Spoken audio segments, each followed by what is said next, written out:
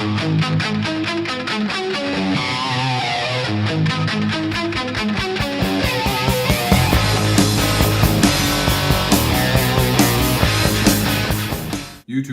Bald Rhino here for another wonderful PSA Reveal. Hope you've been enjoying this. I sure have. I really believe graded cards, the values can only go up, because every time I send a submission in, it becomes painfully clear to me just how difficult it is to get high quality grades on a card. And every time you touch a card, it diminishes its value and its grade. And so graded cards, particularly in a monopoly like PSA, should go up in value pretty consistently. So anyway, the first card I want to show you is I don't do basketball very often, but this was one that, again, I thought was pretty doggone close to perfect. Came out of 9. It's the 91 Fleer Michael Jordan. It's a very cool card. Jordan just gave a whole bunch of money to the hurricane victims. He's a good dude, and was a special talent there. I'm definitely a Jordan guy versus a LeBron guy, but anyway, there you go. And then, you know, there's a lot of mistakes or grades I wish I could have back in this, but again, that's how you learn.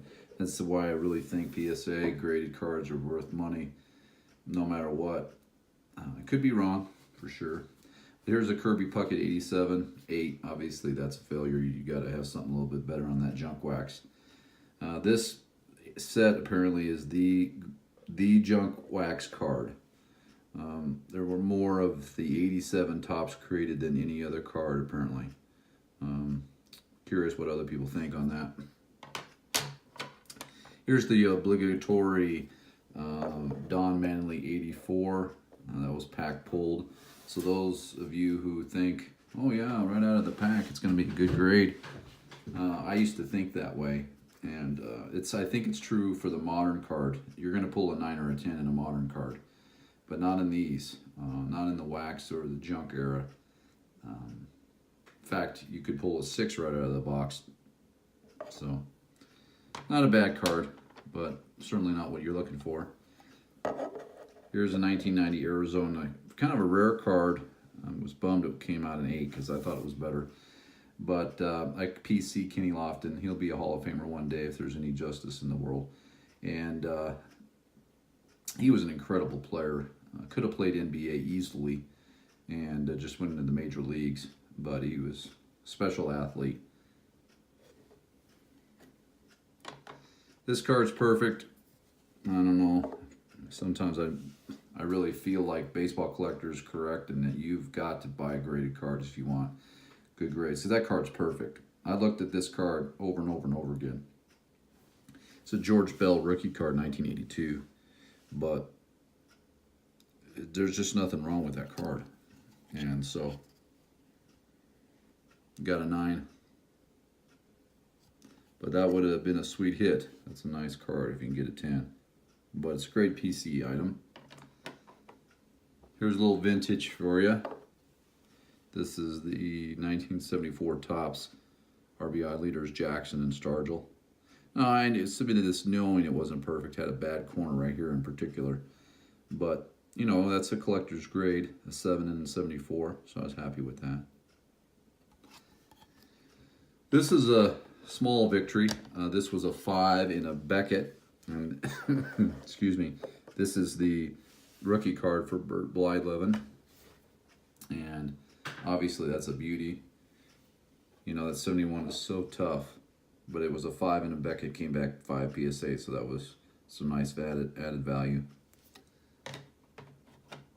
Here is the card I will always grade, even when it's really off cut like that. This is the home run.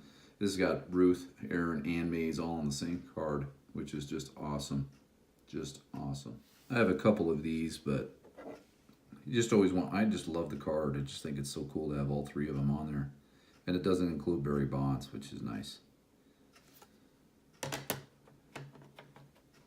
Now this one was a failure. Just kind of the reoccurring theme of my 86 submissions. Just, man, what a joke. But it's a 7. I looked at it, I don't know why. It's a little off center, but not enough to warrant a 7. And I also think that the price of grading will go up too. So there will be a deterrent to people to grade, particularly when you get grades like this, which I don't know what I missed on this card, but it's a 5. So that's a loss of $7, totally worthless card. And so the risk of grading will go up as well as the cost. And so that will drive up the value of grading in and of itself. And so, and that's going to be for modern cards or any cards for that matter. So I think it's a good idea, but you definitely don't want to submit 5s. I always seem to have one of those brain farts in the submissions, but as you know, I'm a PC collector of Johnny Bench, and I was going to submit this anyway because I love it. It's a Topps Archives Reserve PSA 9. A lot of great shine there.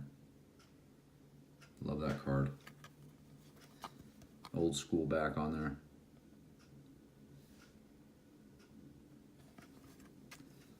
I do like the thick holders. That's quite a value on the thick holders when it's a patch in there. Another loss. Man, I thought this card was great. This is the 2016 Topps Mike Trout Record Setter, PSA 9. I mean, obviously that's going to be worth something sometime too. Trout's going to be, could be a home run king. You never know. Kid keeps good care of himself. The 86 Eddie Murray, Topps. There you go. That PSA 8. That's my theme there.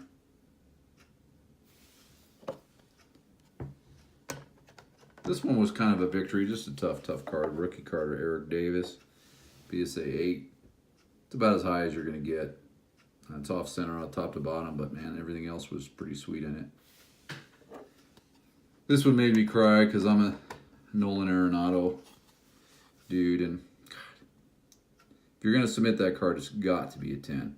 So, it's a National Baseball Day, Baseball Card Collection Day. It's a 9, not too bad.